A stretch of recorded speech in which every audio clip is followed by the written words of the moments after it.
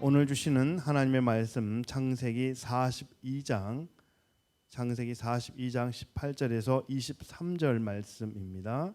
제가 한 절, 여러분이 한 절 함께 교독하신 후에 23절은 같이 읽도록 하겠습니다.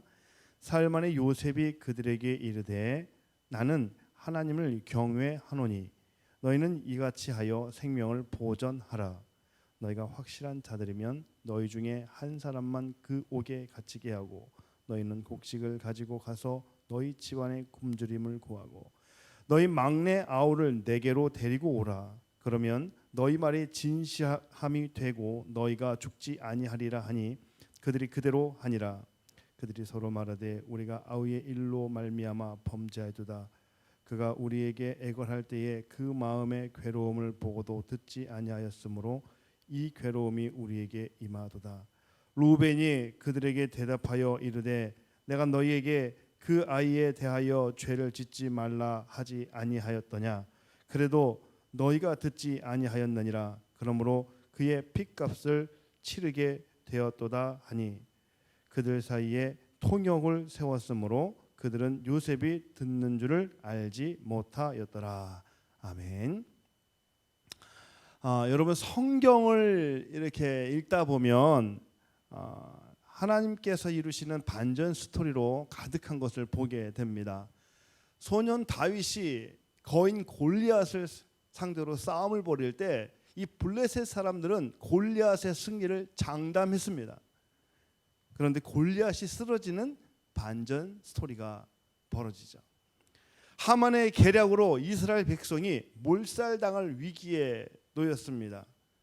그때 죽으면 죽으리라는 그 각오로 왕 앞에 선 에스더에게 반전의 스토리가 일어났습니다. 이처럼 성경은 하나님이 만드시는 반전 드라마로 가득합니다. 오늘 본문도 요셉을 통해서 보여주시는 하나님의 반전 스토리가 등장을 합니다. 종으로 팔려서 살았는지 죽었는지도 알지 못하는 이 요셉이 애굽의 총리가 되어 형들 앞에 서서 형들을 시험하고 있는 그런 반전 스토리입니다. 많은 분들이 이제 오늘 본문 42장을 이렇게 묵상할 때에 또 꿈을 이루어 주시는 하나님, 꿈을 이루어 주시는 하나님에 대해서 묵상을 합니다. 예, 맞습니다. 하나님은 꿈을 이루어 주시는 분입니다. 그런데요, 오늘 본문은 꿈을 이루어 주시는 하나님을 묵상하기보다는 진정한 회개와 회복을 원하시는 하나님에 대해서 우리가 묵상을 해보도록 하겠습니다. 요셉은 20년 만에 만난 형들을 반갑게 맞이하기보다는 애굽의 정탐하러 온 스파이로 분위기를 몰아갑니다. 요셉의 형들은 자신들이 정탐꾼이 아니라고 항변을 하죠. 그러나 아무리 아니라고 해도 정탐꾼이 아니라는 것을 어떻게 증명할 방법이 없는 겁니다. 그런데 이 요셉이 오히려 형들에게 정탐꾼이 아니라는 것을 증명할 수 있는 방법을 제시해 줍니다. 요셉은 정말 정탐꾼이 아니라면 고향으로 돌아가서 막내 동생을 데려오라고 말합니다. 19절과 20절입니다. 너희가 확실한 자들이면 너희 형제 중 한 사람만 그 옥에 갇히게 하고 너희는 곡식을 가지고 가서 너희 집안의 굶주림을 구하고 너희 막내 아우를 내게로 데리고 오라. 그러면 너희 말이 진실함이 되고 너희가 죽지 아니하리라.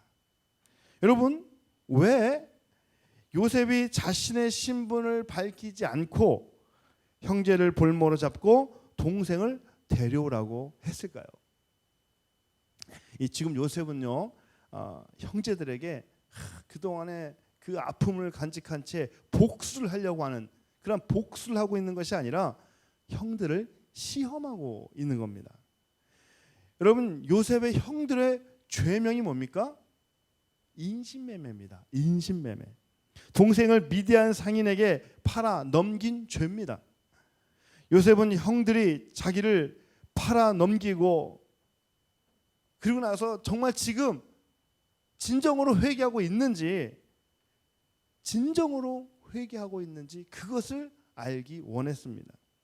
형들은 자신들이 정탐꾼이 아님을 항변하면서 자신들에게는 두 명의 동생이 있는데 하나는 아버지와 함께 있고 하나는 없어졌다고 이야기하죠. 그러면서 아주 자연스럽게 20년 전 이야기를 떠올리게 됩니다. 21절과 22절 말씀입니다. 그들이 서로 말하되 우리가 아우의 일로 인하여 범죄하였도다. 그가 우리에게 애걸할 때에 그 마음의 괴로움을 보고도 듣지 아니하였으므로 이 괴로움이 우리에게 임하도다. 루벤이 그들에게 대답하되 가로되 내가 너희더러 그 아이에게 득죄하지 말라고 하지 아니하였느냐. 그래도 너희가 듣지 아니하였느니라. 그러므로 그 핏값을 내게 되었도다. 치르게 되었도다. 형들은 동생 요셉이 아무리 애거를 해도 못 본 척하고 못 들은 척하고 그 동생을 팔아넘겼던 그 일을 어제 일처럼 떠올리면서 후회를 합니다. 루벤은 핏값이 동생 요셉을 팔아넘긴 죄의 대가라고까지 이야기하죠. 그런데 여러분, 이 요셉이 42장에서부터 이 형들과 재환 이후에 44장까지 보면 계속해서 형제들을 시험합니다.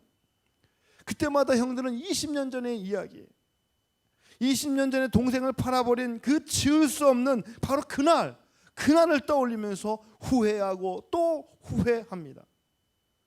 그러나 이 요셉은 이 형들이 후회한 것으로 끝나는 것이 아니라 진정한 회개의 모습, 진정으로 회개하는 모습을 보기 원했습니다.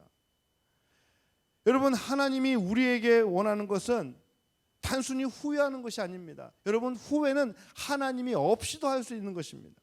그러나 회개는 영혼 깊은 곳에서부터 하나님 앞에서 이루어지는 것이 회개입니다.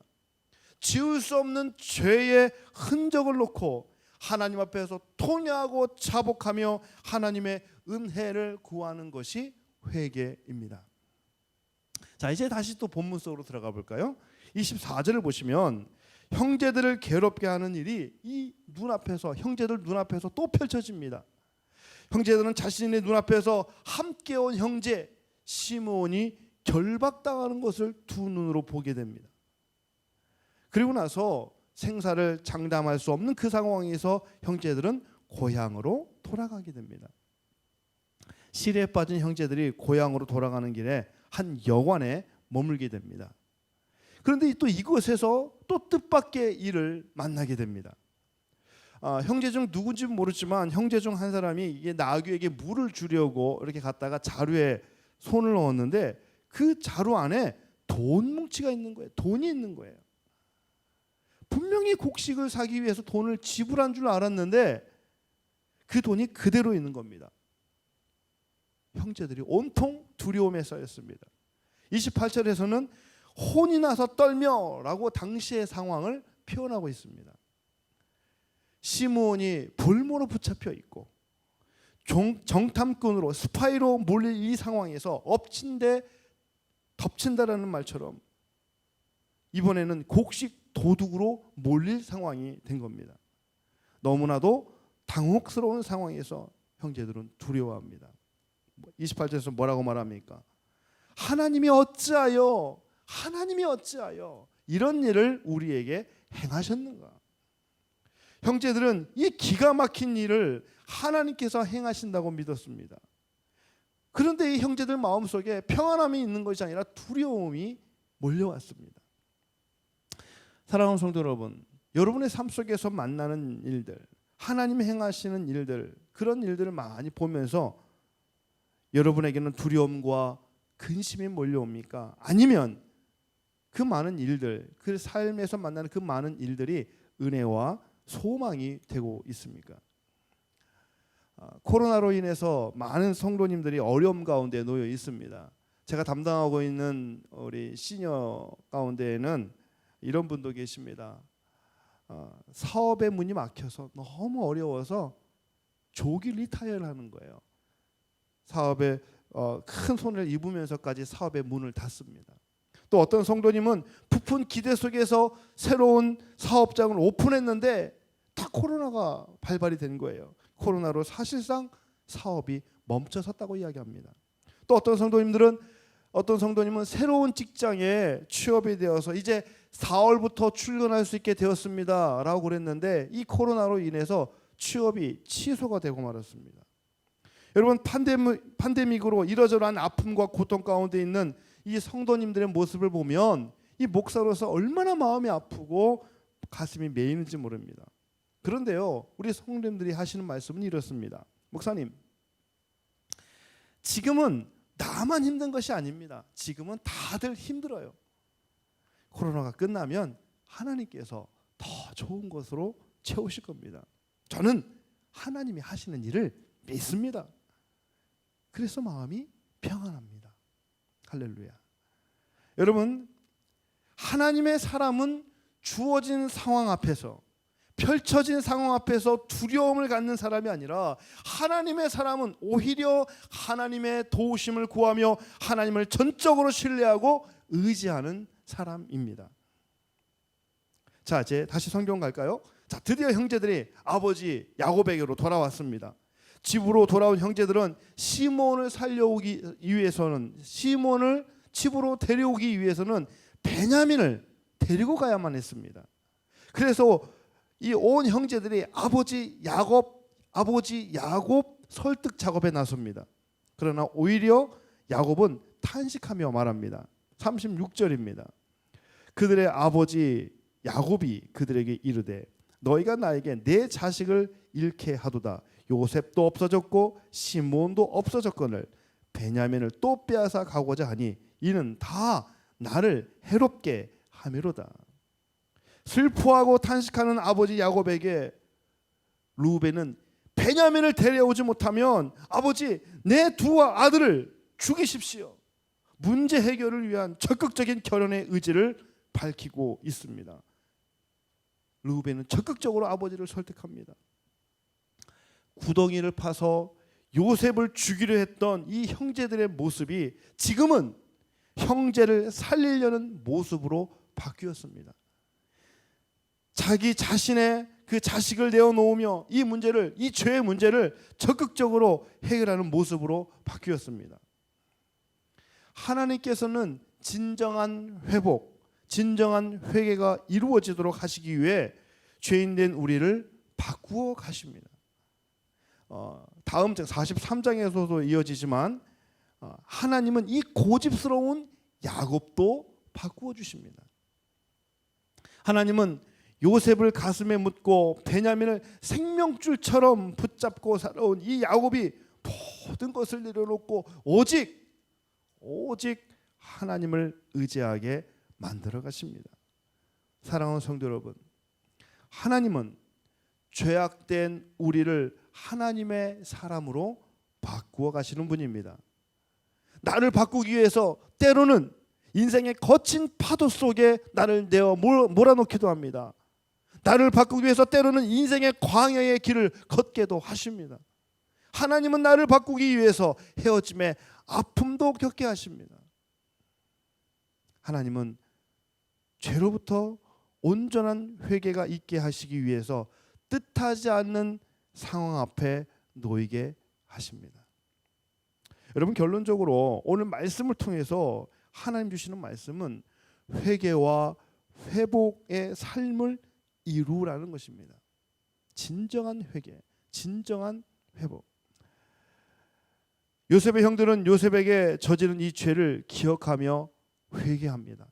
여러분, 회개가 뭡니까? 회개는요, 죄로부터 돌이키는 것이에요. 회개는 다시는 그 죄를 반복하지 않는 것입니다. 요셉을 팔았던 형들은 다시 그 죄를 반복하지 않기 위해서 애굽의 볼모로 잡혀 있는 시몬을 구하기 위해서 최선을 다합니다.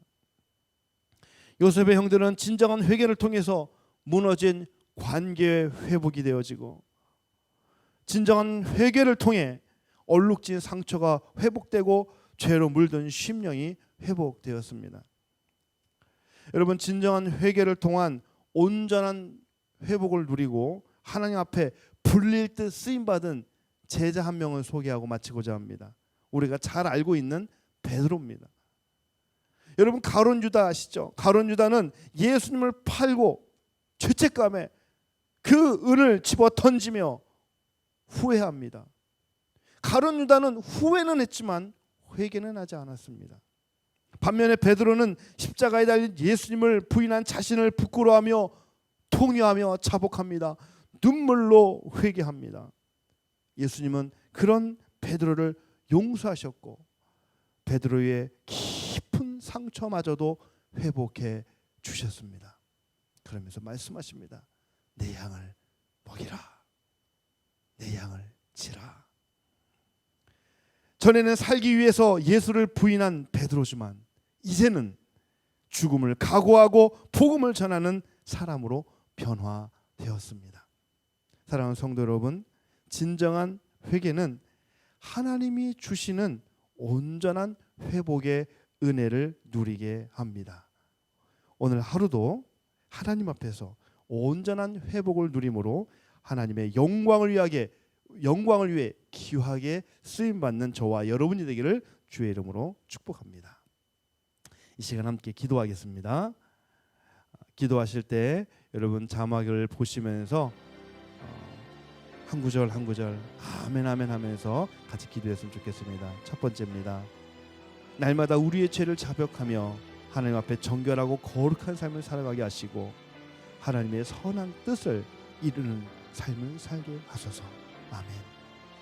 담임 목사님에게 영력, 지력, 체력, 능력, 영적인 리더십을 더해 주시고 모든 목회자들이 주님의 심장으로 성도와 교회를 섬기게 하옵소서. 세 번째입니다. 이번 주 새롭게 학기를 시작한 우리의 자녀들의 학업과 학교 생활 가운데 하나님의 은혜가 충만하게 하옵소서. 김강석, 하은혜 선교사님, 동북아에서 선교하시는 우리 선교사님, 힘든 상황에 있는 현지인들의 건강을 지키시고 평안의 시간을 더하소서. 이 시간에 기도 제목을 놓고 기도하신 후에 여러분의 기도 제목을 놓고 자유롭게 기도하겠습니다.